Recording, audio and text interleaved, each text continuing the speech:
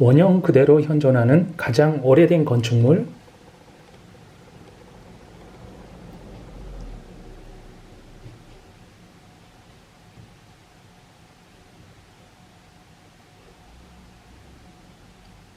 가장 오래된 최고의 건축물 판테온에 가고 있어요. 무려 2000년 정도 되었다 하죠. 로마 제국 때 만들어진 건축물이 아직도 그대로예요. 많이들 로마에 오시면 콜로세오를 더 보시려 하시는데요. 로마에 오셨다면 무조건 꼭 판테온을 보셔야죠.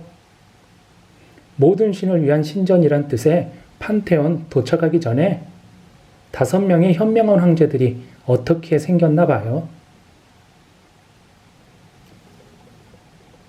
친아들이 아닌 양아들에게 황제권을 물려주도록 만든 네르바, 스페인 장군 출신 트라이아노, 현재 남겨진 판테온을 만든 하드리아누스,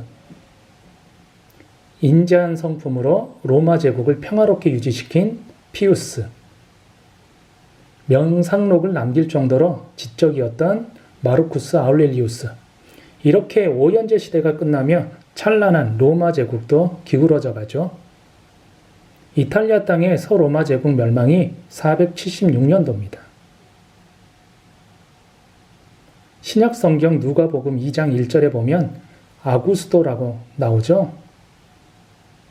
바로 이 아구스도가 로마 제국의 첫 번째 황제 옥타비아누스 아우구스투스를 가리키죠. 첫 번째 판테온은 바로 이 옥타비아누스가 만들어요. 예수님 탄생이 추정 기원전 3에서 4년이니까 예수님은 첫 번째 판테온을 보셨겠죠.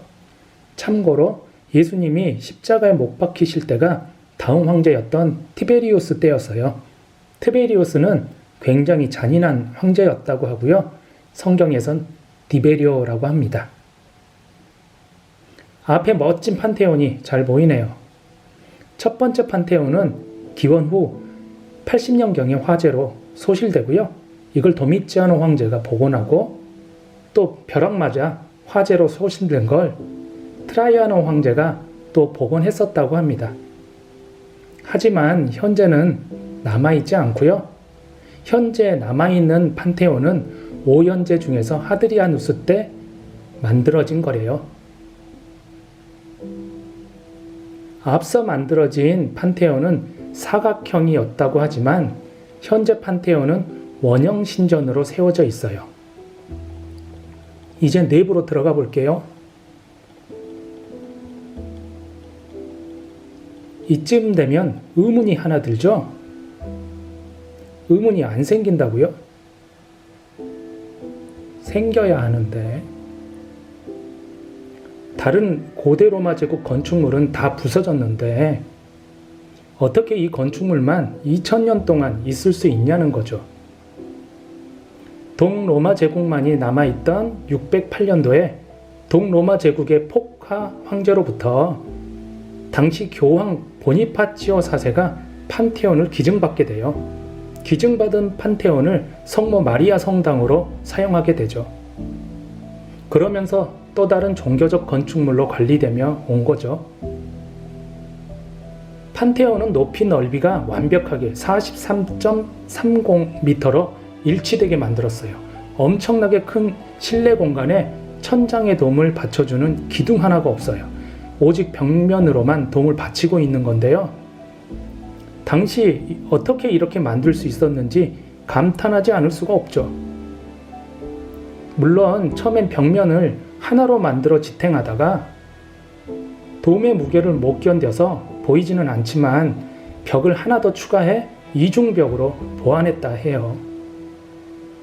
또 수많은 아치를 건축에 적용해 무게가 한 곳에만 집중되지 않고 분산되도록 했다고 합니다.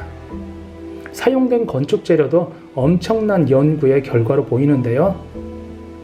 고대 로마인들이 콘크리트를 만들어 사용한 것도 신기한데 아래쪽은 무겁고 단단한 콘크리트로 위로 갈수록 가벼운 콘크리트로 만들었다 합니다.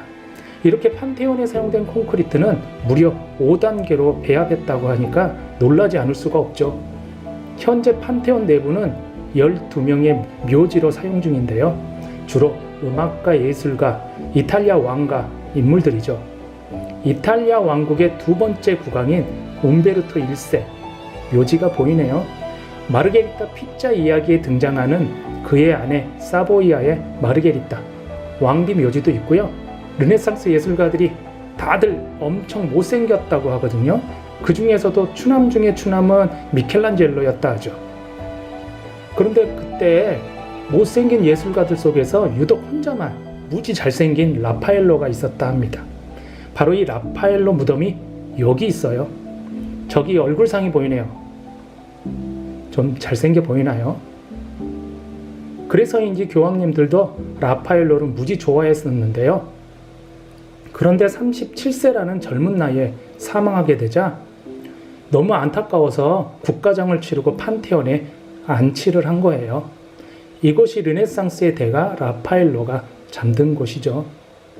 잠시 판테온 내부도 보면서 라파엘로 작품 몇 개 보여드릴게요.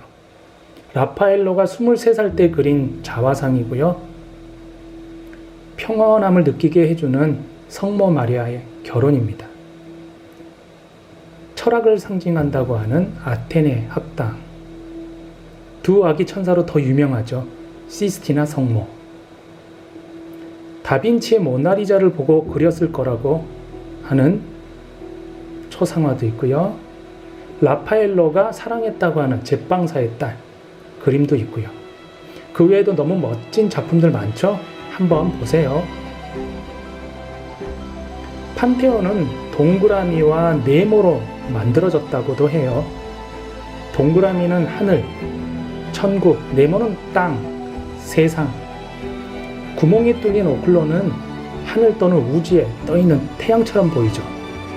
콘크리트 돔 내부에 파 들어간 사각 모양들도 돔의 무게를 줄이는 큰 역할을 한다네요. 위에 구멍이 뚫려 있어서 비 오면 어떡하냐 하시는데요. 걱정 마세요. 바닥에 배수구 구멍 만들어 놨거든요. 잘 느껴지지 않지만 바닥도 배수를 위해 중앙이 살짝 높게 볼록하게 만들었었어요. 앞에는 이탈리아 왕국의 초대 국왕이었던 빅토리오 엠마누엘레 2세 묘가 보이네요. 사실 이 초대 국왕의 조각상이나 청동상은 이탈리아 여행하시면서 각 도시들 광장에서 쉽게 보실 수 있으실 거예요. 기둥들은 3열로 총 16개가 세워져 있어요.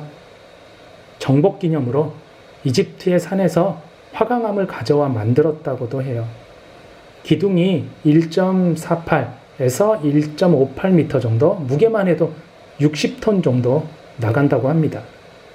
앞에 광장도 판테온 코앞까지 원래 지어진 빽빽한 건물들이나 쓰레기들로 판테온이 보이지 않을 정도였다고 그래요.